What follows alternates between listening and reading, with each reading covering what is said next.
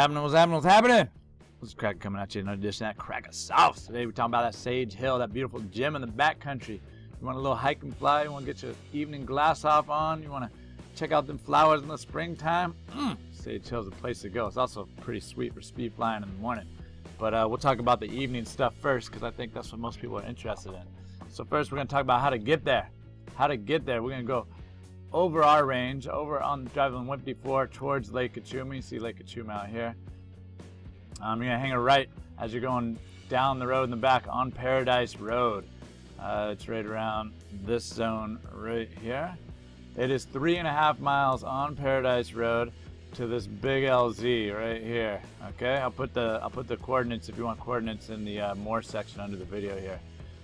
So 3.5 miles to the big LZ. If you want speed fly in the morning, the parking's actually in Sage Hill Campground over here, but we'll get to that a little later in the video. So yeah, you park at the big LZ. Drag this over a bit. Sage Hill is all south facing. In the evening, you're going to soar this west, southwest, west, northwest facing side over here. So how to do it is you will, let me zoom in just a little bit. You'll park in this zone right here. Big LZ right here. It's the first big wide open field on your right when you're coming down Paradise Road, 3.5 miles in. You go through this little day use, I think it might be camping, but day use area. You'll have to wade across the river if there is water in the river. You go up this first little steep section, kind of hands and knees type of thing, to obtain this ridge, and then you just leisurely cruise up this ridge all the way to the top, and up here is where you launch. You can launch from the bench too, but it's a little more advanced, a little more difficult. And then you'll be soaring this west-facing side. Often the wind is coming from the northwest, kind of west direction in here. This whole zone could get buoyant. A lot of fun, beautiful thing. Flowers are booming in the spring. You can also, you know, if it's a nice buoyant evening, people have gone out to here. This is Francisco Peak. This guy out in here, get back up in here, cruise back to Sage. So lots of options, lots of options. Also, I think another cool possibility for those who don't want to hike, I think it's possible to launch Knapp's Castle. A lot of people used to fly this in the evening way back when. I think it's on the lighter wind days, it's possible to launch here in Knapp's Castle in the bowl area, either here or here, and go on glide out this way and connect with Sage. These new gliders, I don't think it'd be much of a problem. You know what I mean? Then you don't have to hike anywhere. Probably get a ride back up to your car later. So that could be another cool possibility. Just glide straight across the buoyant, hopefully it'd be a buoyant canyon. I don't think it's going to work if there's much wind, but on a light day, light evening, and get in right into Sage and maybe soar on up. So that's another possibility for those of you who don't want to hike.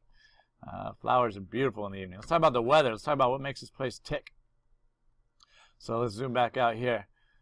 So in the morning, all this cool air drains out of the east, downhill through this canyon here, which makes it good for speed flying on the steep east face in the evening. We'll talk about that in a little bit.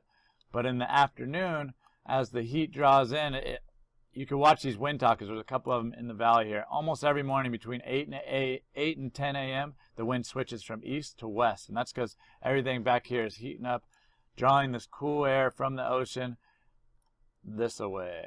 So it cruises up here, it pinches into this valley and accelerates. So this valley actually has a little, you know, kind of venturi going on, and it's pulling the wind up in this zone. And that's what makes it nice and soarable. You don't want a big wind event. You don't want a post-frontal thing. It's going to have too much north. You don't want a Santa Ana event. It's going to have too much northeast.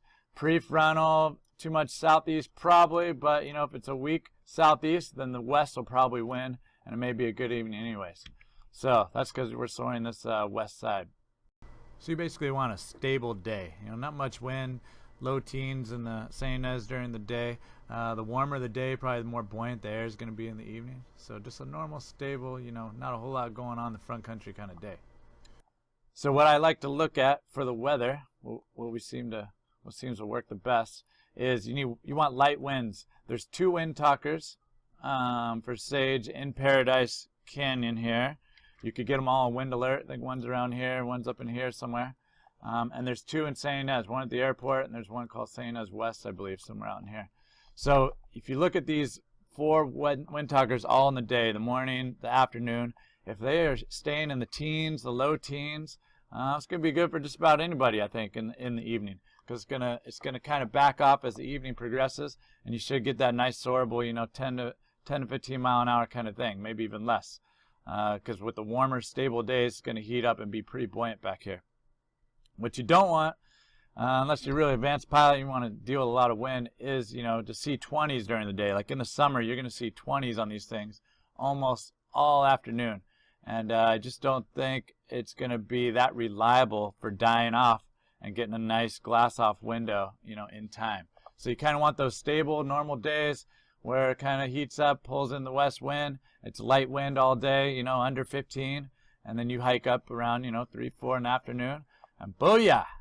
Set your soul free. Go for that beautiful glass off. Look for Gandalf in the backcountry. Anyways, all right, so that's the evening. Let's talk real quick about the morning Speedfly. Get you guys out of here. Get you out there flying. You know what I'm saying? All right, so the morning Speedfly is this steep thing right here. So Sage Hill Campground, right here. You cross the river and you park at the last gate, and then you can bushwhack up any old way. For the last 10 years, we've kind of been doing it up this way, obtain this gully, cruise up this ridge. We have our lower launch. You can launch any old little speed wing into this thing, super steep. Used to be really bushy on the very top on the east faces, northeast faces, but now fires burned it off. You can get just about any glider off there too. I prefer this really steep one. It's almost always sucking in a better direction because sometimes it's a little too north on top, northeast, draining in the morning, but in this bowl it's protected and you get some kind of little 1 or 2 mile an hour cycle up this way. So Mitch has been hiking a lot, and he's been going up more, I think, more this way. And we've hiked and hucked off into this gully a little bit. These half pipes are pretty fun to cruise on down. I took K Palmer up here one time, professional speed flying guy. I thought I had my cool little half pipe. I think my little half pipe's somewhere in here. And that dude, it was a thing of beauty, my friends. It was, oh my goodness. I followed him down the mountain, and he was just like, bang, barrel roll, bang, barrel roll, bang, barrel roll, bang, barrel roll, right into the half pipe, kicking bushes, coming out, looping that thing, ridiculous. Thing of beauty, my friends, thing of beauty. Anyways, and you land right at the bottom of this thing. It's like a 1-to-1 glide or less, always into the east, because it's usually some kind of east flow in the morning. The little speed wings, if you get up there a little late and the wind starts coming to OTB, starts drawing from the west, the little speed wings, you pretty much got to walk down because they aren't going to make it anywhere but here. And if you can't launch, sometimes you get lucky and launch this way into the canyon, come down just to get down. But if you have a more of a hybrid, a mini wing, you can hike to the top and launch and make it to the big LZ over here. It's not too bad, or you can land right below. But a real speed wing ain't going to make it out here. So you got to go early. Go 6, 7 in the morning, hike up there, huck off, get a little chuckle out of it. It's a good time. So anyways, that's flying Sage, morning and evening. A little history on the old Sage Hill. So it was like 2007, 2008, went to the Banff Film Festival, saw a speed flying video. I was like, oh! I like bombing hills on a skateboard, on a bike. Why not some nylon, you know what I'm saying? So I bought one of these things, showed up in the mail. Went to the training hill. That was kind of stupid. Just run down that thing. Can't even get airborne. Justin Keel bought one too. But the front country, it was all too shallow.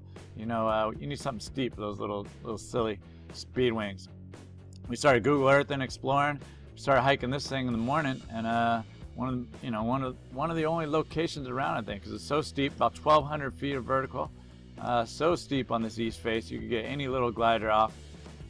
Carve the mountainside all the way down and land. We have had some odd mornings where we've been at 1,000 feet over the top at 8 in the morning, just some weird prefrontal unstable kind of things.